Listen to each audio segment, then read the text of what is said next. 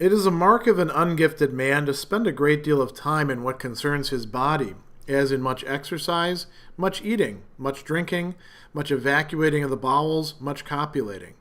But these things are to be done in passing, and let your whole attention be devoted to the mind.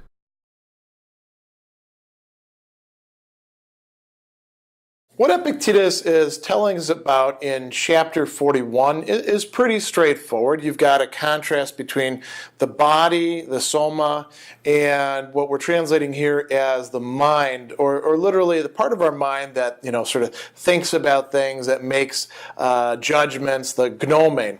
And from a Stoic perspective, it's okay to take care of the body, but we shouldn't be obsessing about it, and that shouldn't be where our main attention is. And we'll use some examples of how that can be.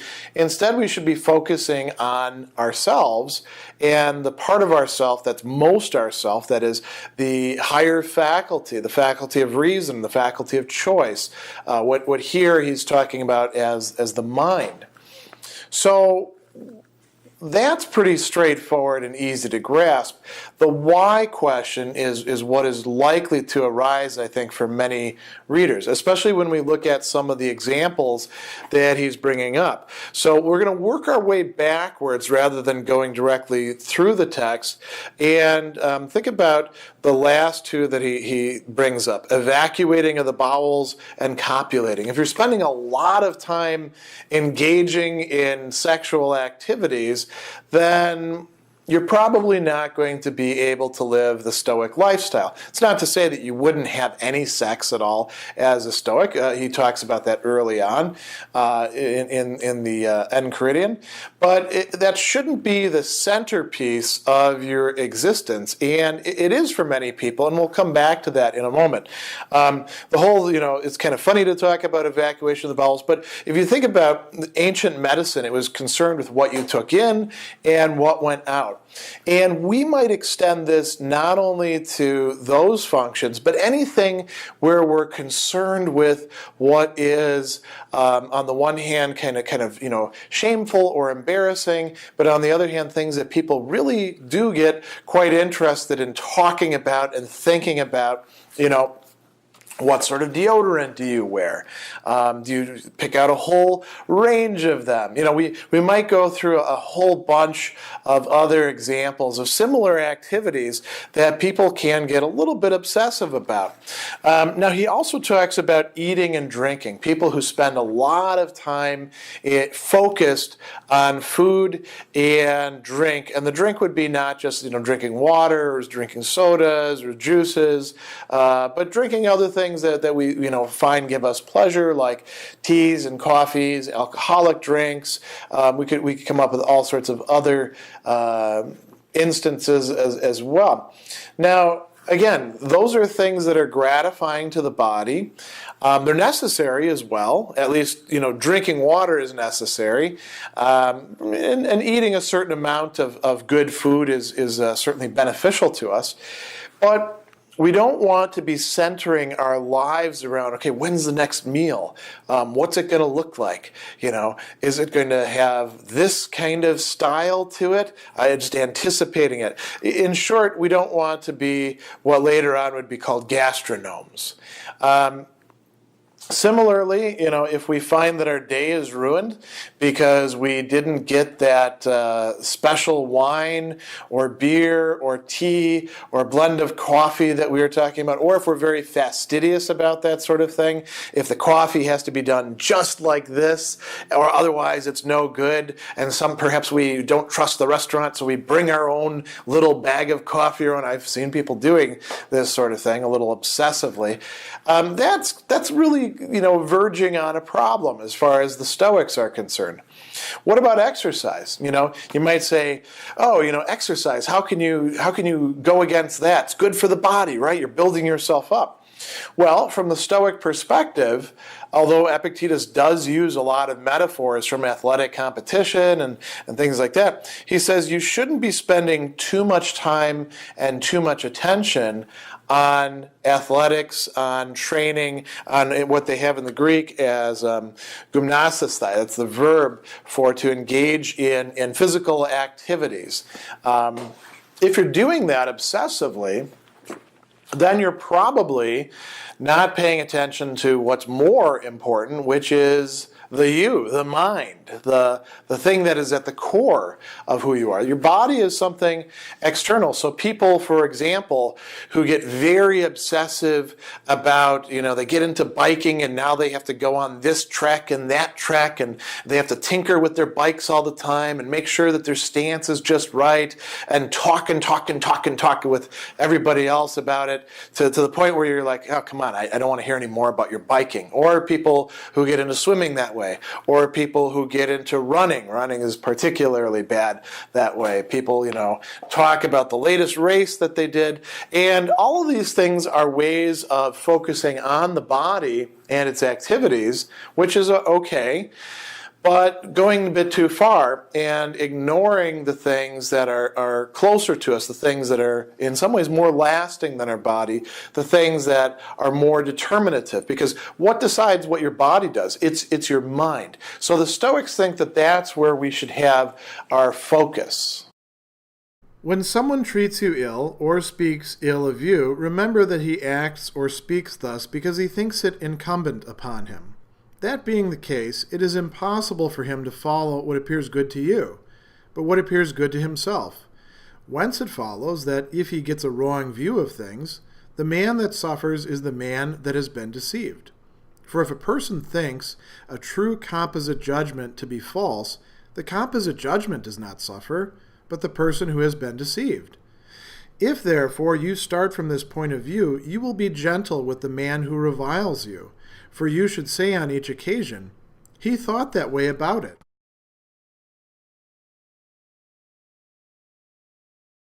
Chapter 42 is about how we ought to deal with people who wind up being difficult for us, and perhaps because they're difficult people to begin with. You can watch how they interact with other people, or perhaps there's some sort of particular conflict with us. Maybe we push their buttons or they push our buttons. There's a personality conflict of some sort, or they don't like the kind of person that they think that we are, anything along those lines. So Epictetus talks about two ways in which people negatively affect us. At least, this is how we look at it.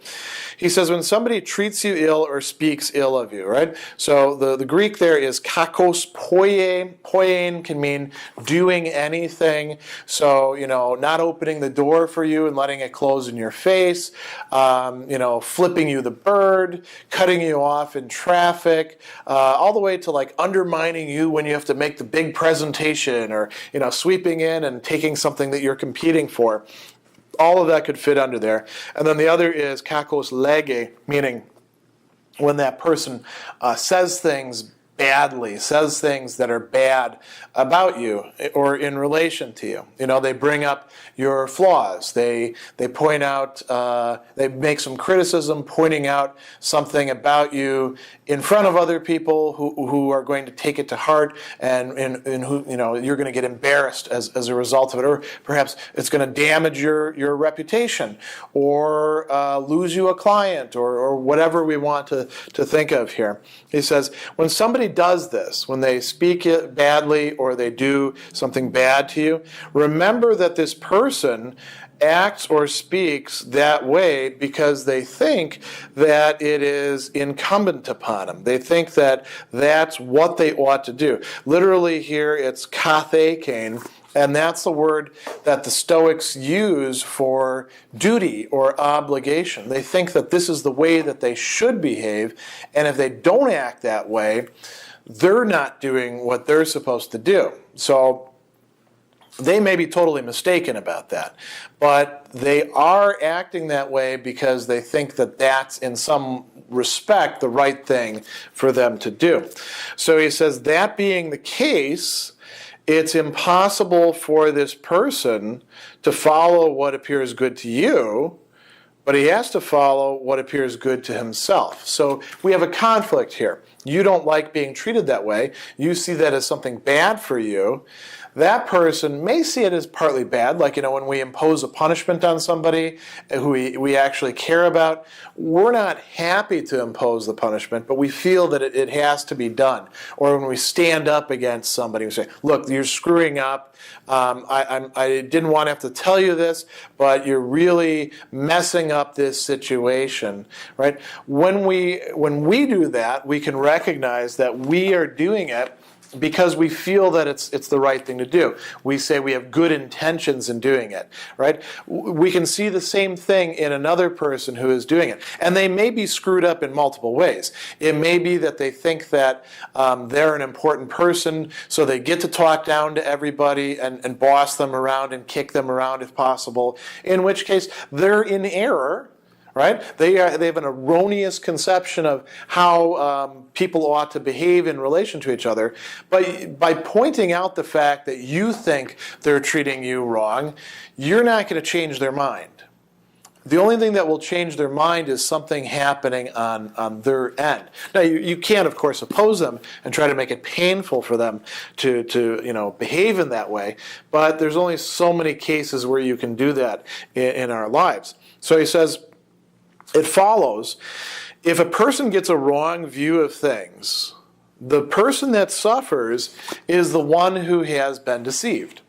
This is very difficult for us to hear, and this is also very difficult for us to put into place, because when somebody talks to us or about us in ways that we don't like, or they act in relation to us in ways that we don't like, it's hard for us not to think that we're being hurt or our interests aren't being damaged. But if we take a Stoic point of view, we can see that they're not actually affecting what's deep inside of us, the core of our personality. They're not affecting our faculty of choice. They can't, right? They're using their own faculty of choice. We have our own. They can affect your body. They can affect your reputation. They can lose you clients. They can, cause people to not want to call you up, or, maybe they drop you on social media or anything along those lines. But they can't affect you at the core of who you are. And when they behave in this way, acting like jerks, essentially, it's because they have a fundamentally screwed up point of view. And who does that fundamentally screwed up point of view harm? Primarily them. Because it's actually bad to be out of touch with reality and to substitute some imaginary projection in place of reality. And if you observe these people, you're generally going to see them running into problems with other people, similarly to your own case.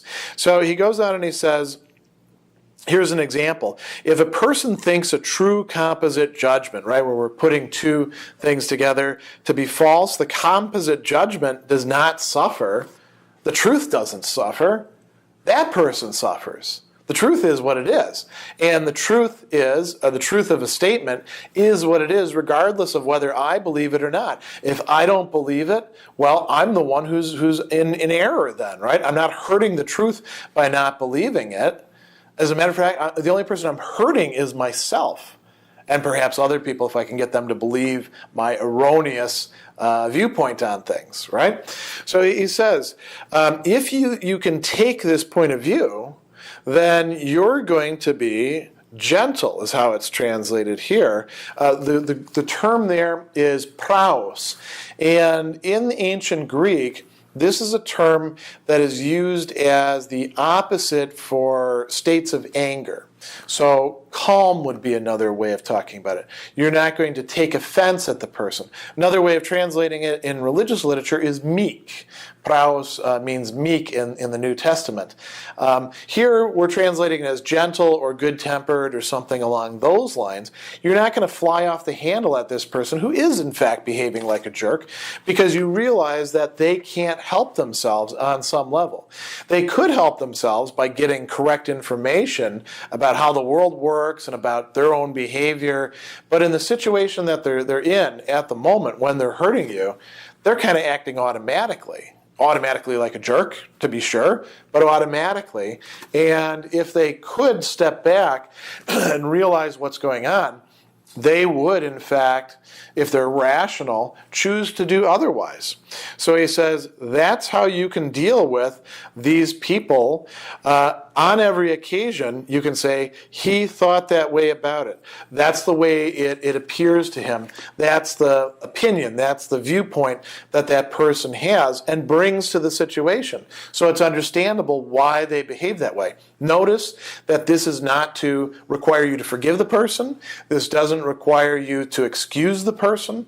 This doesn't require you to condone their actions. You can call a bad action, but you can also be understanding of the fact that it doesn't appear bad to them, and it doesn't appear bad to them precisely because there's something screwed up in the way in which they view things.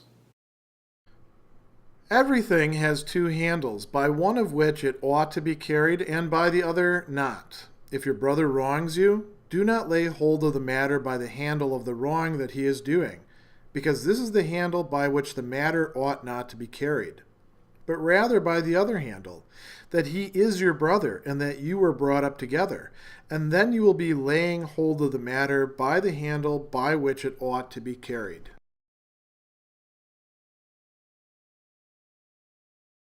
Chapter 43 is quite a famous passage, and it's very useful to keep in mind. This is one of those dogmata that you can keep, sort of stored in the back of your mind and think about maybe once a day, just so you like a tool, you keep it ready at hand for use and in good condition. And then when you get into a situation, you bring it out and you say it to yourself to remind yourself of how you can behave in a situation. So it's a lovely thought that he's got here. Everything has two handles, one of which it can be carried by, the other of which it cannot be carried by.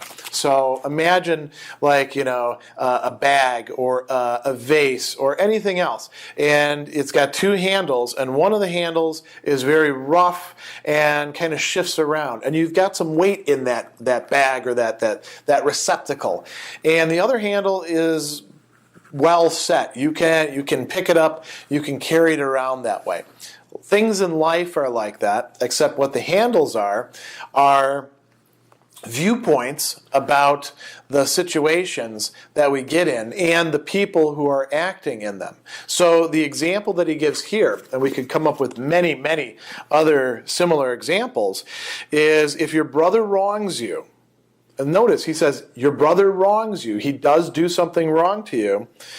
Do not lay hold of the matter by the handle of the wrong that he is doing. That's one that you can't carry it by. He says, you shouldn't carry it by this handle, but you're not going to be able to do that anyway. What's going to happen if you focus on that particular handle? You're going to get angry. You're going to get depressed. You're going to be fearful of your brother. You're going to be resentful, bury it down deep inside, and it comes out in passive-aggressive ways. None of these are good for you. None of these are things that are good for you as a person, because these are all negative emotions that, as a Stoic, you would want to gradually analyze and remove from your psyche, from your array of feelings. Not to say that you can't feel anything. The Stoics did recognize some feelings as being good, but those are not among them for the Stoics. It's also not going to help you deal with your brother. Your brother is not going to be made any better by you getting angry at him and shouting and storming out or issuing threats or, getting him back later on with a practical joke in a passive-aggressive way. Your brother is not going to be improved by you avoiding him, by you sulking, by any of these sorts of things, by you posting stuff on social media about, your family, whether you come straight out and call him out or whether you do what they call vague booking, where you just say some things and let people draw their own conclusions. None of that is going to be helpful. That's the wrong handle by which to grasp it. So how should you grasp it? He says you can grasp it by this handle, that he is your brother. and that you were brought up together, and then you will be laying hold of the matter by the handle by which it ought to be carried. It ought to be carried by that handle, because if you remind yourself of these sorts of things, then you will be able to look at your brother as somebody who you have a certain relationship with that you want to preserve. A relationship that comes with certain obligations on your part, even if that jerk isn't fulfilling the obligations on his own part. You have a choice about which handle you want to grasp these things by. This is a very powerful reminder. Quite often, we feel as if we only have one handle. I can only grasp it by this. We forget that we do have a choice, that we ourselves are involved in the situation. We look at the situation in a passive way, as if it's just completely impinging on us. It just is what it is, and we have to accept that, even though we might not accept what we don't like in the situation. We have a choice in how we frame the situation to ourselves and where we place the emphasis as far as our own actions, as far as our own thoughts, as far as our own choices, as far as our own comportments towards other people. That's the choice for the other handle. We have to remind ourselves that there is this other handle, or else it's not going to come to mind immediately for us. This is a very important part of Stoic practice. So this can be quite useful to remember that there's two handles to everything. Everything, Epictetus is saying, everything has two handles. One handle we can't grasp it by, we can't carry it by, we can't endure it by. The other handle is well suited to that. This is sort of a reminder that the universe is not out there to get us, and we have the capacity to intervene positively in ways that will help us make progress on our path.